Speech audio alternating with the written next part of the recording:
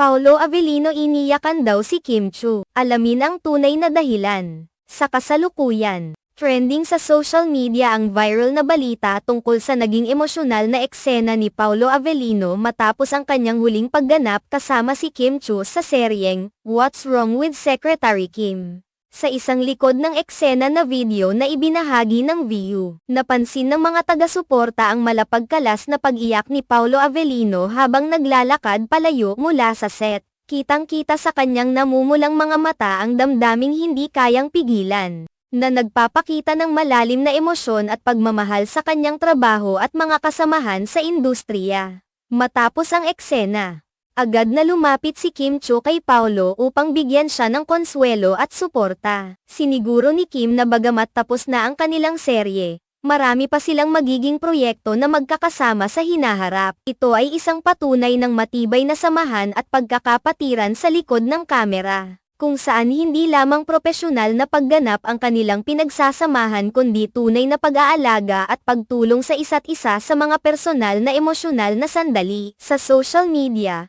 maraming netizens ang naantig at naaliw sa tunay na damdamin na ipinakita ni Paolo Avellino sa naturang eksena. Ipinagdiwang nila ang kanyang pagiging bukas at tapat sa kanyang mga damdamin, na nagpapakita ng pagiging totoo at tunay sa kanyang craft bilang isang artista. Ang pag-iyak ni Paolo Avellino ay hindi lamang isang pagpapakita ng kanyang husay sa pagganap kundi isang pagpapakita rin ng kanyang pagkatao at pagkakaroon ng malasakit sa mga taong kanyang nakakasama sa industriya.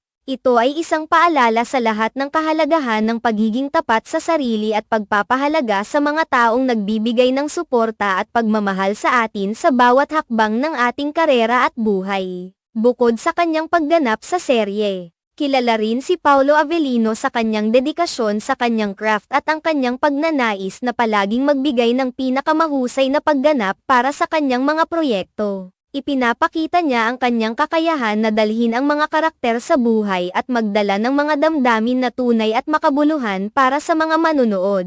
Bilang isang kilalang artista, tinatangkilik si Paolo Avellino hindi lamang dahil sa kanyang galing sa pag-arte kundi pati na rin sa kanyang pagiging tunay at bukas sa kanyang mga damdamin. Ipinapakita niya ang kahalagahan ng pagiging totoo at tapat sa sarili, na nagbibigay inspirasyon at pag-asa sa kanyang mga tagahanga at mga kasamahan sa industriya. Sa kabuuan, ang naging emosyonal na eksena ni Paolo Avellino kasama si Kim Chu sa What's Wrong with Secretary Kim ay isang magandang halimbawa ng pagiging bukas at tapat sa harap ng kamera at ng publiko. Ipinapakita nito ang kanyang pagiging totoo at pagiging bukas sa kanyang emosyon, na nagbibigay inspirasyon at pagkakaunawa sa mga manunood at mga kasamahan sa industriya ng showbiz.